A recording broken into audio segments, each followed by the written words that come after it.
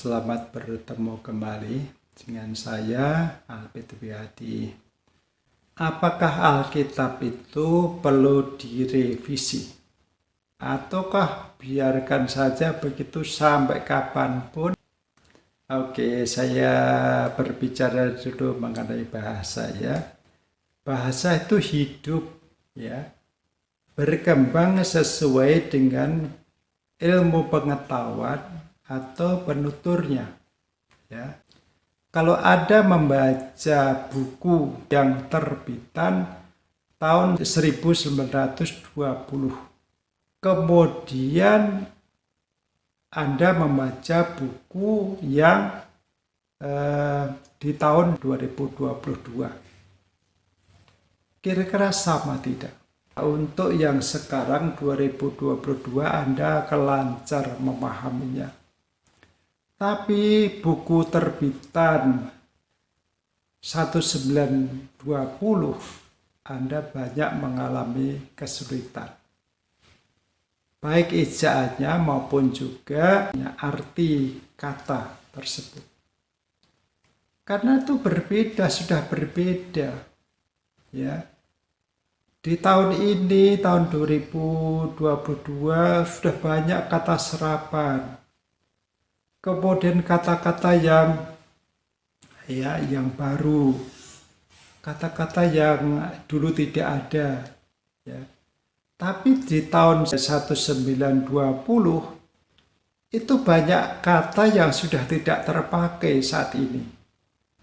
Banyak kata yang tidak katakan usang, ya, tidak terpakai dan diganti dengan kata-kata yang baru.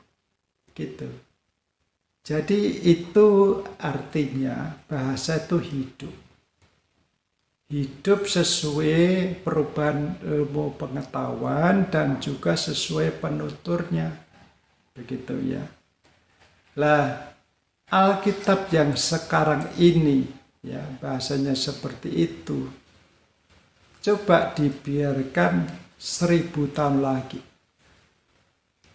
Akan menjadi kuno ya, bahasanya akan menjadi kuno. Oleh sebab itu bahasa Alkitab itu perlu direvisi, disesuaikan dengan perkembangan zaman, perkembangan keadaan. Kata-katanya berubah, kata-katanya diganti, tapi maknanya tidak akan diubah. Gitu ya. Maknanya tidak berubah. Itu yang penting.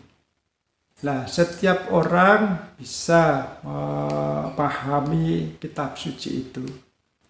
Nah, kalau ada orang yang ingin belajar lebih lanjut, misalnya lebih mendalam, baiklah ada bahasa aslinya. Ya, bahasa aslinya akan dicantumkan. Bahasa asli itu tidak akan diubah-ubah. Ya. Bahasa aslinya, kemudian ada interliniernya, ada terjemahan yang bermacam-macam, ada pengertiannya, ada maknanya, dan itu semua dipahami atau ditulis di dalam kitab tersebut, gitu ya. Nah, sebenarnya apa masalahnya kalau pergantian penerjemahan bahasa itu? Prinsip pertama itu tidak ada dua bahasa yang sama persis. Ya. Katakan bahasa Ibrani dengan bahasa Indonesia. Tidak ada kata persis. Ya. Tidak ada makna yang persis sama antara bahasa Ibrani atau bahasa Yunani dengan bahasa Indonesia. Dan kemudian ungkapan-ungkapan, ya peribahasa-peribahasa, itu ada peribahasa Yahudi, peribahasa Ibrani, peribahasa Yunani, yang tidak ada di dalam bahasa Indonesia. Karena konteks alamnya berbeda, konteks orangnya berbeda. Jadi memang ada kesulitan untuk menerjemahkan itu. Tapi maknanya yang harus diterjemahkan, atau maknanya sama tapi kata-katanya atau bahasanya tidak sama, yaitu namanya bisa diartikan interpretasi ya. Nah, orang yang ingin belajar lebih lanjut ya perlu membuka bahasa aslinya, makna aslinya, makna kata itu apa, kemudian kata itu dipakai dalam konteks apa, seperti itu ya, sehingga orang memahami. Jadi menurut saya bahasa Alkitab itu perlu direvisi setiap saat sesuai dengan perkembangan zaman ya, tapi maknanya tidak berubah. Kata-katanya mungkin berubah tapi maknanya tidak berubah. Nah, itu untuk konsumsi umum ya. Sedangkan untuk konsumsi orang yang ingin belajar lebih lanjut ya silahkan membeli alat-alat ya. Alat-alat itu bisa konkordansi, interlinear, kamus Alkitab, dan lain sebagainya ya.